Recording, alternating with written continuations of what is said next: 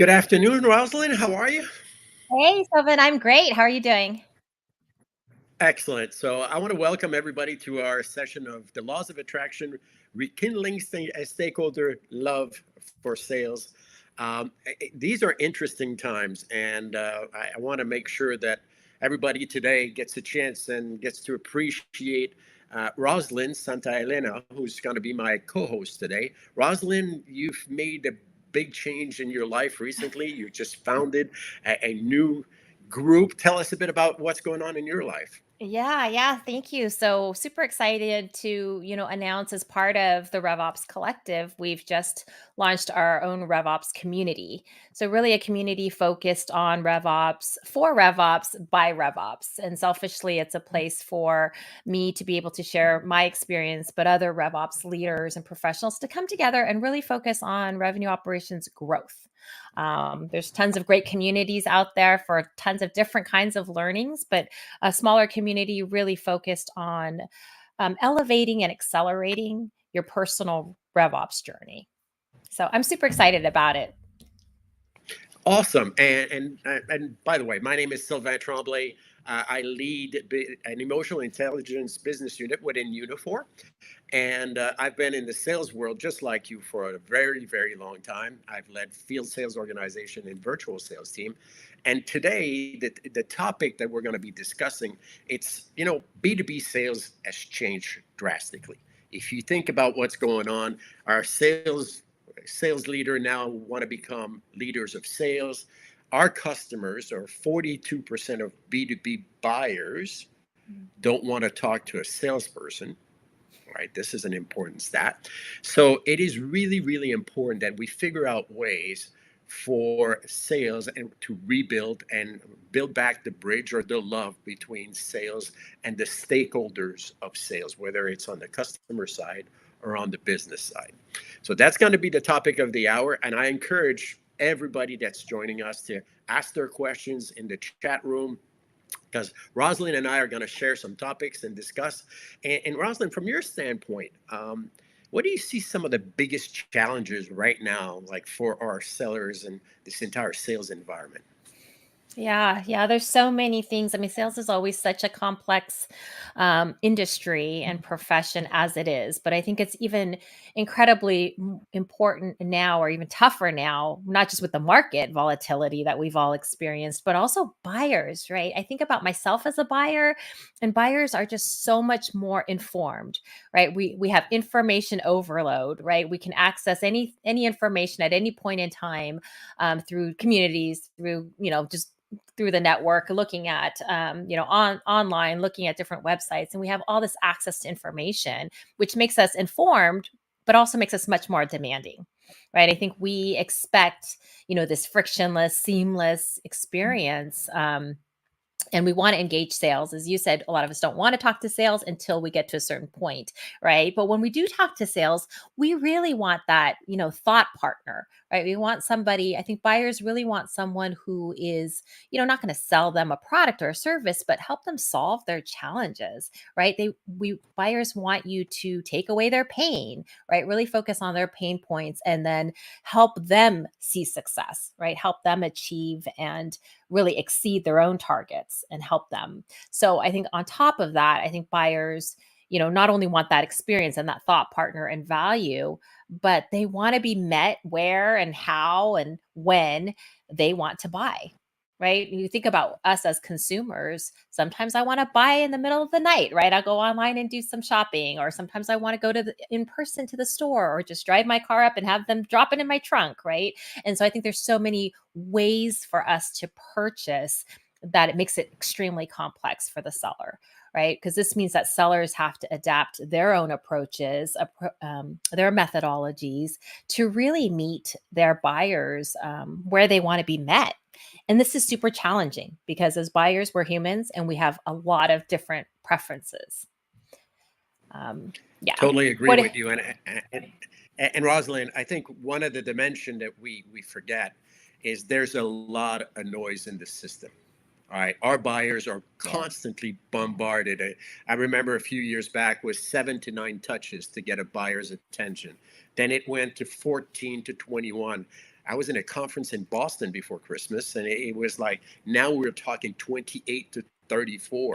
Just think Yeah. about the volume, and I think about the recent technology arrival from Chat GPT, where now we're going to produce content like in us industrial quantities rapidly. And to the point you made, our customers now, they do a lot of their homework before vendors engage with them. So Yep. there's the rational buying journey, but one of the things that people are that I think we're trying to automate sales and make sales a game of analytics, but there's the entire emotional dimension of sales. And I'd love to poll the audience, and we didn't build a poll for this, but Rosalind, when's the last time you bought something of value from somebody you disliked? Yeah, yeah. I don't think I've ever done that. And I think that, on one hand, I'm probably a bad example because I pretty much like everyone. There's very few people that I actually can't think of anyone that I don't like, but there definitely is something to be said about that experience, right? Because what I can say is that when I have looked at vendors and I've come down to two different ones that are equal, probably equal in product kind of features and offerings and such, but it's come down to the relationship and that experience with the person, right? I've chosen, to go with one vendor and do business with one salesperson, even if the product maybe wasn't quite as what we needed versus another, or maybe the pricing was a little bit more expensive, or there were other factors, but simply because you have that relationship, and to your point about that human touch and having that relationship and that trust and that rapport with that person makes all the difference.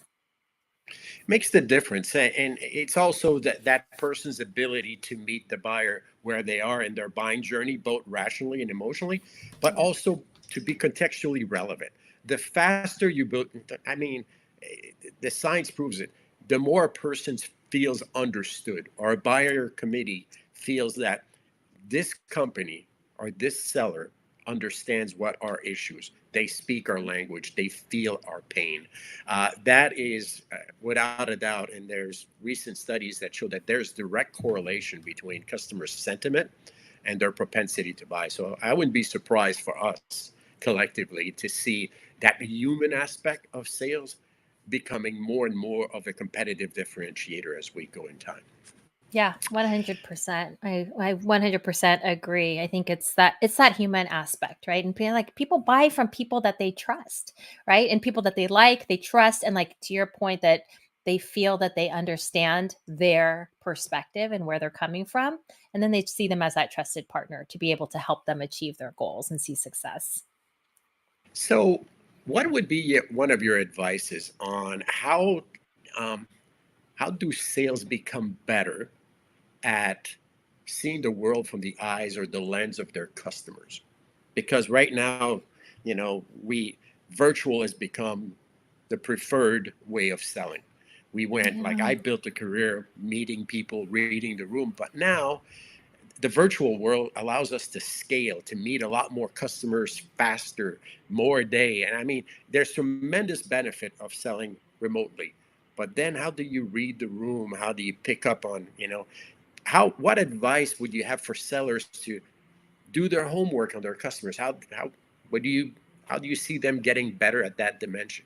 Yeah, yeah, I definitely think that to your point, it makes it easier to reach out to more folks because now you're not getting on a plane to go travel somewhere, even driving in your car, getting stuck in traffic, going somewhere to go visit someone, which means that you can have multiple meetings versus maybe just a handful, right? Any given work day. But at the same time, it is more difficult, right, to engage, to build that rapport and those relationships sometimes when you aren't in person, right? I think we've all done a great job of doing that, and by whether by choice or not, we've all had to do that. Um, but it's really about understanding the buyer. And I think we were chatting about this a little bit earlier. I think that companies really need to understand and define that ideal customer profile, right? Who they should be selling to from an account perspective, right? Who really needs your product, and honing in on that. But even equally important or more important is then once you identify those accounts, who are those people, right? Who are those roles, those target personas that really care about your solution, and you need to really understand them and understand collectively the persona itself, but then also the individual that you are actually having a meeting with or targeting. If you start with the persona, what do they care about? How do they want to engage? What are those challenges that they typically face, so that you can craft your messaging and your content to be relevant, right? As you mentioned, and just really being able to reach them where they want to be met, but then always be testing, right? Because that's going to change. Collect feedback, always be testing. And I think in this environment, more than ever before, constantly and frequently assessing, what's working and what's not at a very rapid pace. It's no more of this look at it after a month, look at it after a quarter, because then you're too late, right? Especially in this market, you just don't have the time to waste or to spend on doing the wrong things any longer than you have to. Absolutely love what you just said. Uh, Vendors or companies need to constantly A B test their messaging, their value proposition, and look at it not from what they want, not their lens, but the lens of their customers, and adapt it by persona. The other thing that you're saying is make sure that not only my wife always tells me, don't mansplain it to me. Understand my world, understand my environment. So I love this constant of continuously A/B tests. Don't create a value prop and think it's going to last for the next 2 years. Doesn't work that way, especially in this rapidly changing environment. So love that. Yeah, Now, go for oh, it. sorry. I was just gonna add that in addition to, once you've identified that persona, but then, to your point, it's like, then, okay, yes, you can look at, I'm a, RevOps professional, and you have all RevOps professionals, but what matters to one RevOps professional at this point in time is going to be different from another, right? And so when you are targeting those folks, it's that human aspect, right? Understand who they are, what's important to them, what's important at their size and stage of their company at this point in their career, right? There's so many factors that could easily be, come into play to really personalize your outreach to stand out, differently. And from the rest of the noise, as we always talk about, right? Cutting through that noise, because you can reach out to me with a message that might resonate today, but maybe doesn't resonate with me 6 months from now, because that's not a pain that I have anymore. Absolutely. And the other thing is the solution available to you might be Mhm. very different.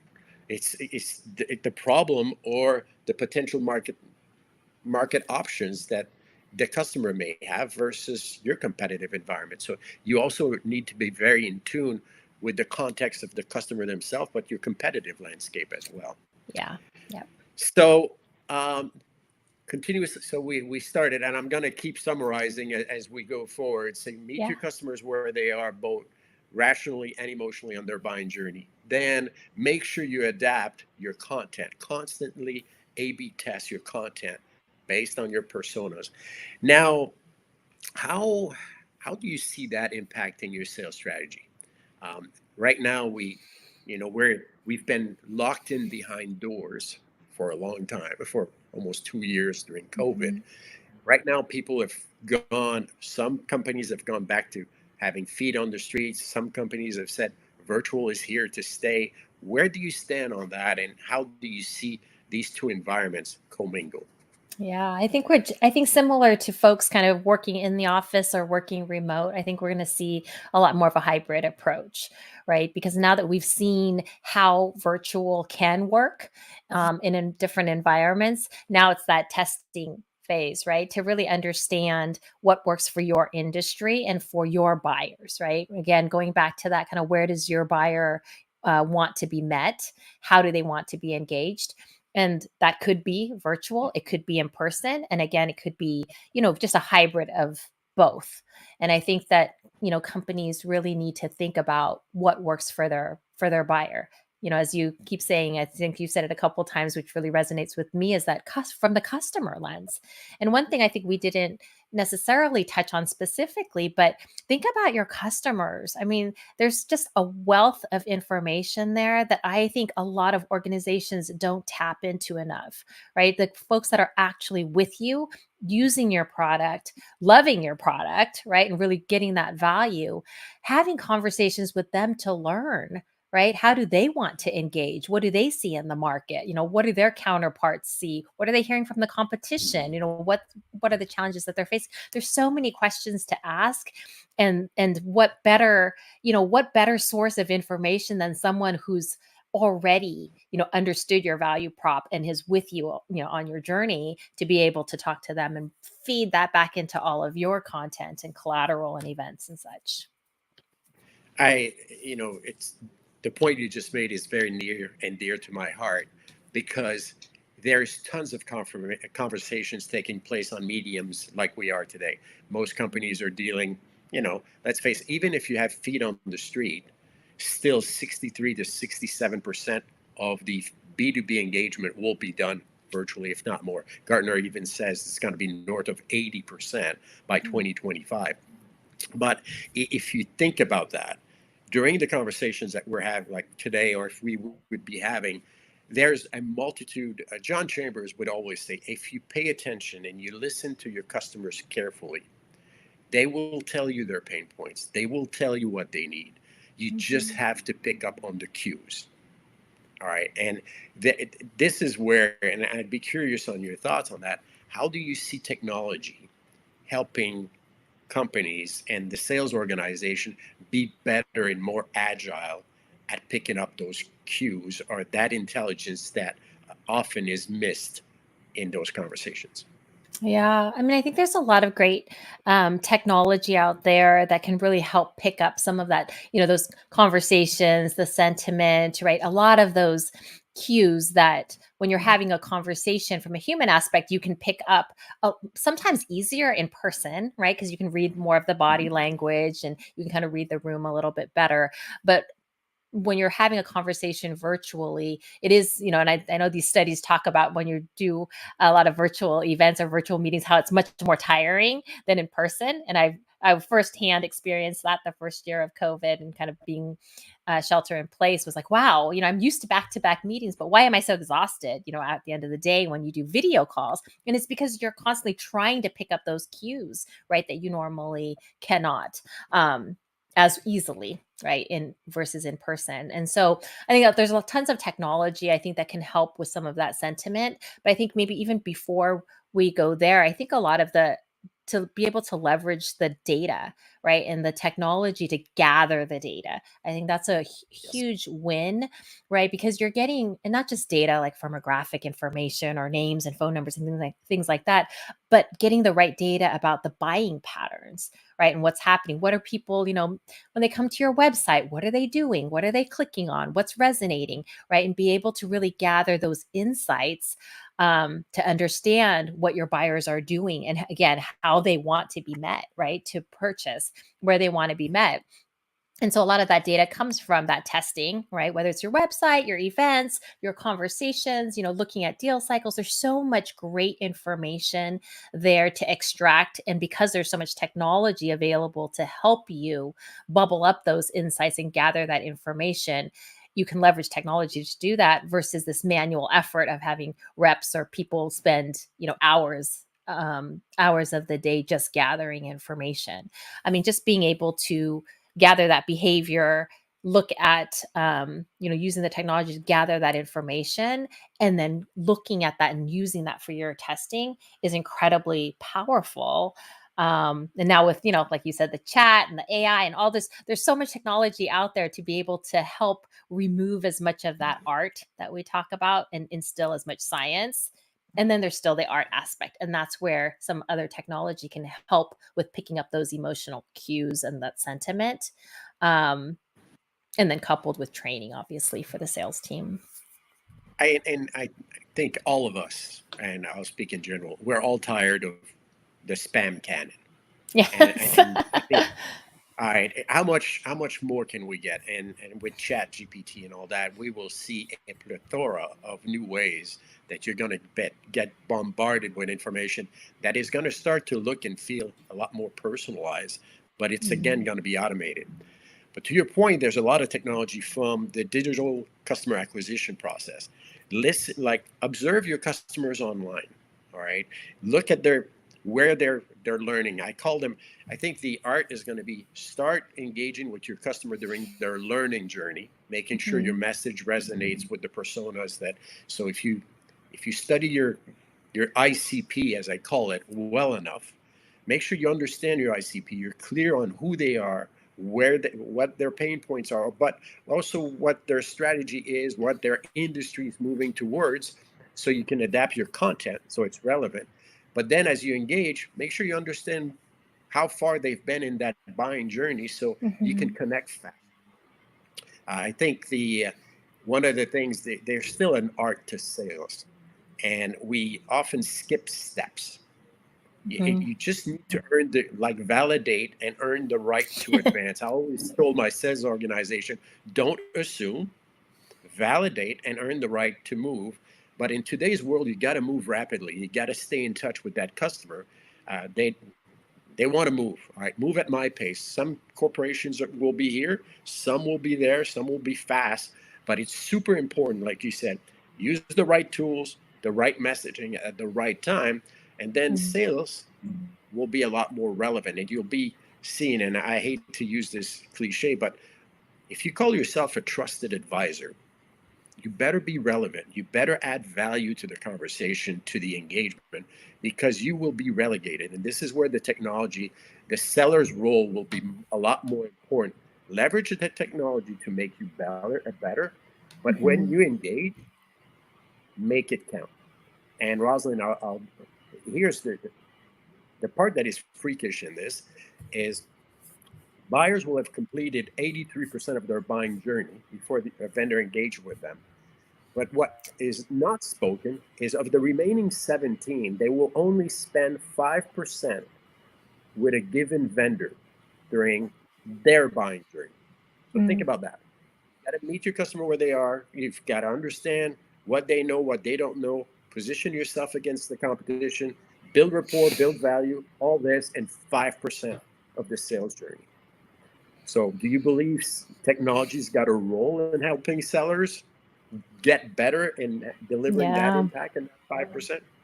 Yeah, absolutely, right? Because if you only have that short that small amount of time with a prospect and with the buyer, you've got to make it count, right? And to your point, and I think a lot of this technology is what's going to give you the information you need to be able to be armed and, ready for that 5% time.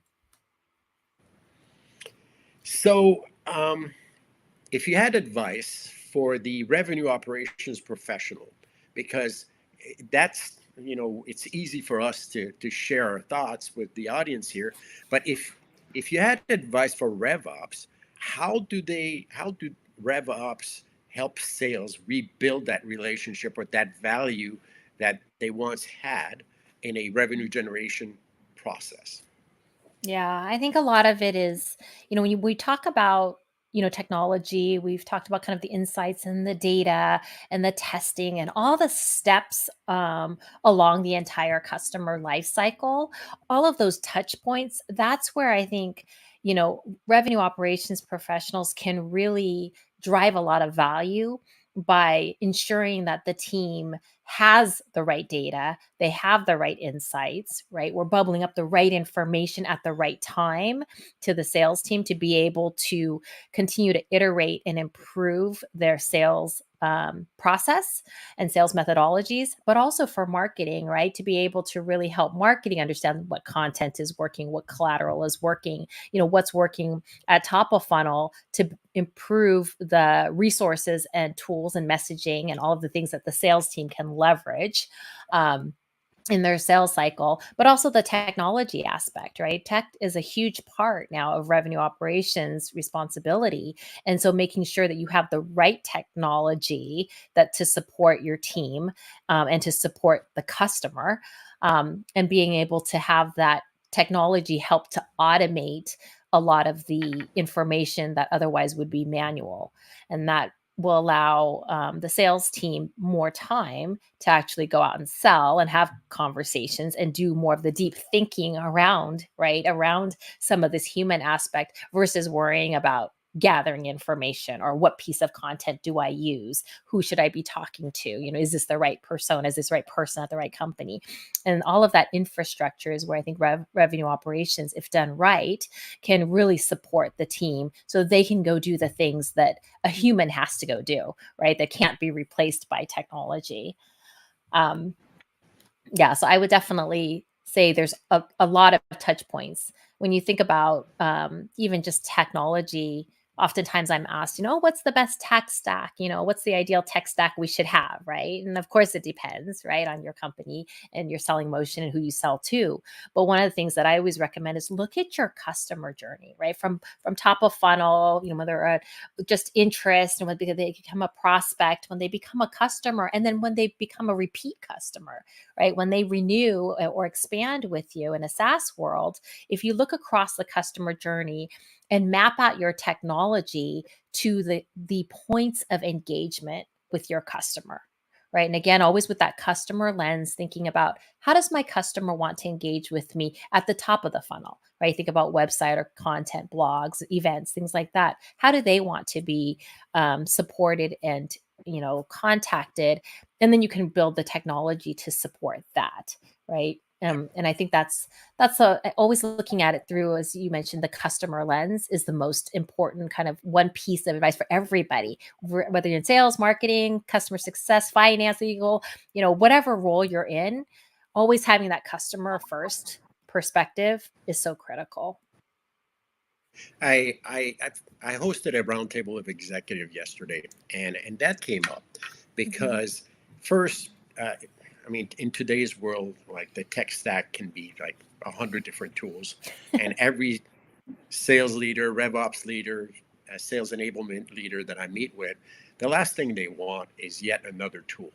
You talk to sales, the last thing they want is yet another tool. And the constant message that I get is if you're going to offer me a tool, take something off my plate. Mhm. Make sure that your tool, number one, is frictionless. I think the general characteristic is a lot of times you find the same information in a multitude of tools. People want a tool that is like can fit within the ecosystem of their environment. So Yep. frictionless. Sellers, I used to be one, so I'll say it. Sellers are lazy. Don't ask me to do something. Give me something before you ask me to do something. Surface the intelligence. What I loved about what you said is make sure that top of the funnel you surface intelligence so the seller can get better. And I Mhm. see a lot of companies investing a lot of money in what I call Yes. the top of the funnel. Like, Yep. and that is the biggest challenge right now. Customers I'm meeting right now are saying, Sylvain, I'm doing okay in surfacing, which is surprising. But the Mhm. worst situation, I've surfaced, but stage three, stage four, I'm not converting. I'm Yeah. losing. It's a nosedive in my conversion. So for me, the other part is if you're going to be investing in a tech stack or you're going to be investing in technology, make sure that, like you said, Rosalind, is look at the entire life cycle of the experience. And Mhm. how are you helping your sales force be better at converting? All right. And like engaging, monitoring, and doing surfacing what intelligence is needed at the top of the funnel, the middle of the funnel, and the closing aspect. And in today's SaaS world, let's not forget usage metrics and all Mhm. the aspect that you can deliver on the promised outcome that your seller proposed at the beginning. Make sure you identify those outcomes that you're selling and sell against them. And then you're going to expand and extend based on that. Because if you don't, most SaaS vendors all know this, your customers are one log out away from Yep. never coming back. Yeah. So Yeah, absolutely. Absolutely. And I love the fact that you touched on conversion because that's one of the things that, we talk a lot about top of funnel, top of funnel. Everyone talks about top of funnel. And to your point, lots of money is spent there.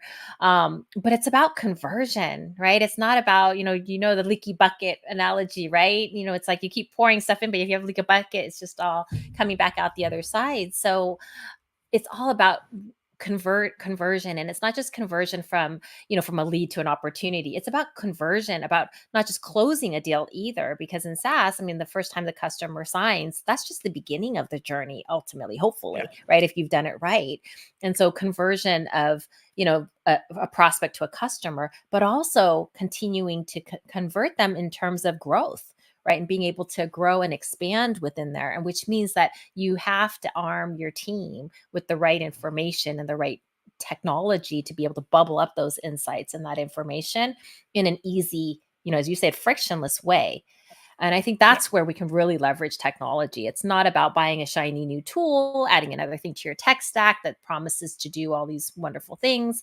It's about making the job easier and more accurate, but also being able to have those insights that perhaps a human can't do, or it takes them hours to do, pulling data into a Correct. spreadsheet and doing, slicing and dicing all different ways for analysis, analyzing that information. But using technology to do that, and then tell us what's the next best action, right? Because I think that's the key takeaway. I love talking about conversion, and I love talking about actionable insights, right? Because we could have lots of data, but not be able to, if you're not going to, if you don't know what to do with it, or you're not taking that next step based on the data, then it's not useful at all. Abs- totally agree. And don't make sure that your next actionable insight, all right, is precise. Because don't Hmm. tell me to boil the ocean. It's like the more relevant it is at this point in time in the sales journey, the better we're Yeah. off. At this Yeah. point, I see let's look at the chat room. Any question from the audience? I always like to, like right now, you and I are having a great conversation, but any topics from our audience out there? It looks like Todd asked, oh, he says, I've noticed persona as a filter to use in B2B databases as of lately. Yeah, definitely. And more, and surprising if we're not using that, right? A lot of times it's in the past, I think maybe it wasn't called persona, it was just kind of the roles or the position, right? And then you'd have to filter by all of that. But definitely persona is so, so important. And the other part is as you're addressing a buying committee, making sure that you're paying attention to all the personas that you have on that committee. They might not be equally Yeah, engaged at all time, but that person that is there, all right, like make sure that they are engaged, that they understand, because everybody on that committee plays a role, but anybody at any point in time can say no. And that's that's the right. part I feel sometimes we sell to a buyer, but we forget the buying committee as a whole. Don't lose sight of the buying committee and make sure you address their care abouts as you engage with them. Yeah, absolutely. We talk a lot about, surround sound. And I think in a sales cycle, especially, as you move up market, that it's very complex. There's multiple stakeholders involved, but it's so easy that, to skip steps again, and that's where it's really important that we are focused, especially in this market, right? Where budgets are tightened or even eliminated.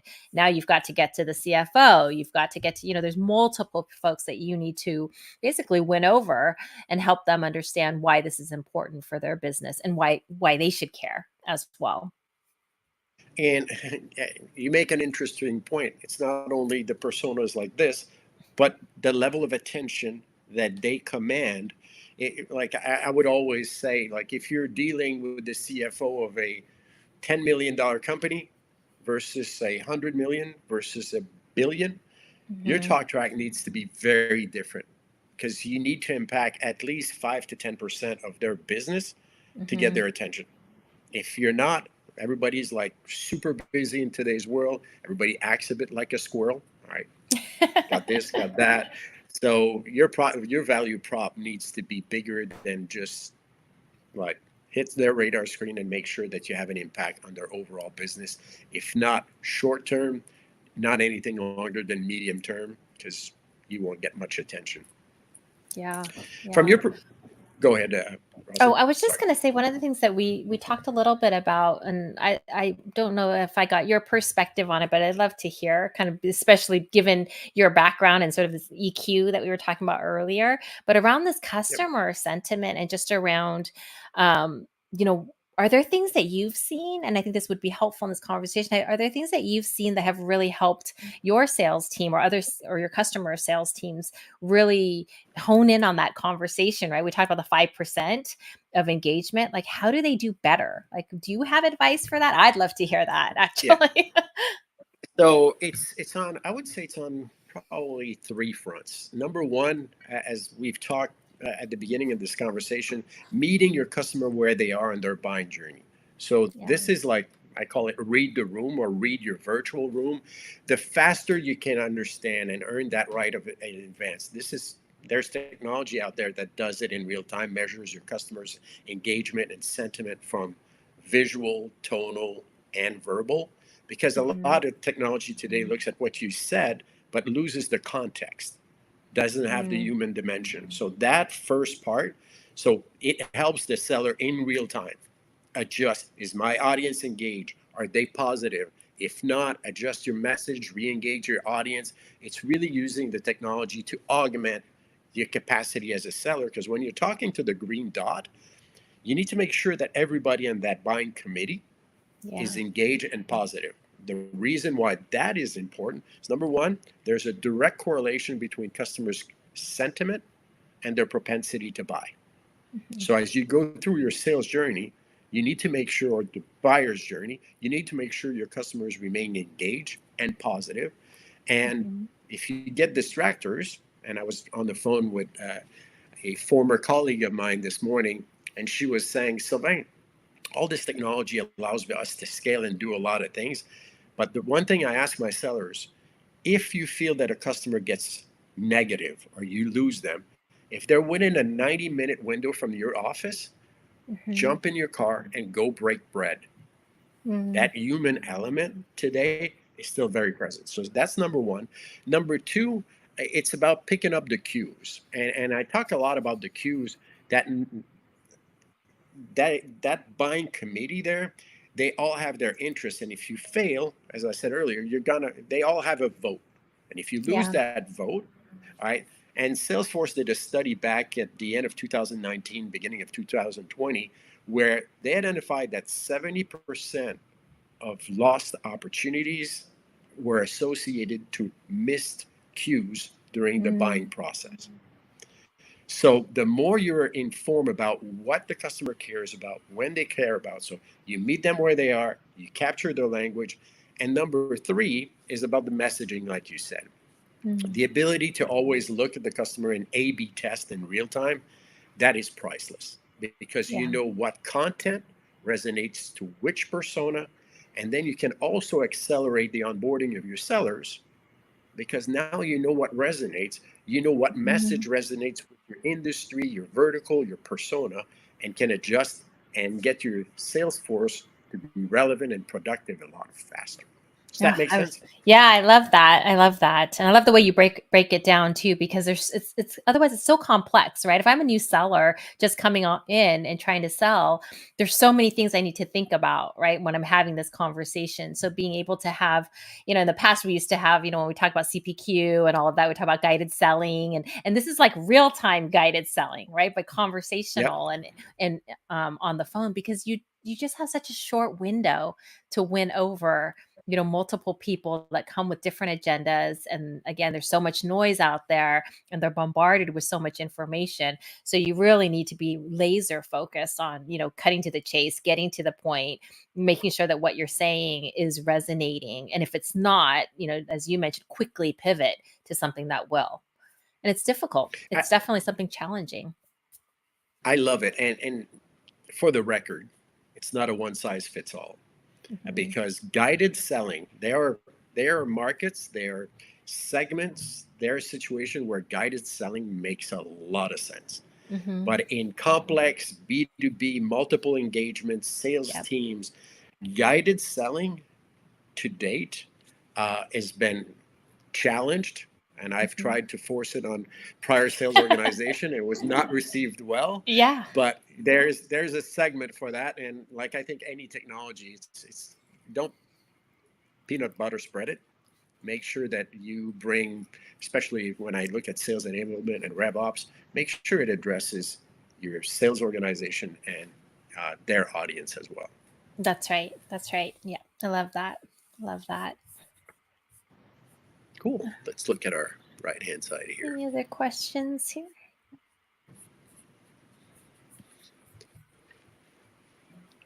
So I see time flying. So Rosalind, if I was to ask you, and if you had to give advice to the folks that are on this call, this is a complex world. Technology is changing super rapidly. Our customers are evolving. Some of them don't want to talk to sales anymore. Yeah. What advice would you say to a revenue ops leader or a sales leader? Where do they start? Where do they invest? And when do they do it? Yeah, I think it's it's always that it depends answer for every company because like you said, it's never one size fits all. And so what is going to work and have the most impact for one organization is going to be very different from another. But I think from a approach or methodology perspective, right? You always start with kind of what is your current state, right? And look at where do you want to go, right? What are those goals and objectives that you have? And then you figure out where the gaps are, right? It's not rocket science, but it's more of a, help me understand where is it that I want to go, where am I today, and what's preventing me, right? What are those blockers or challenges that I have that are preventing me from hitting my goals?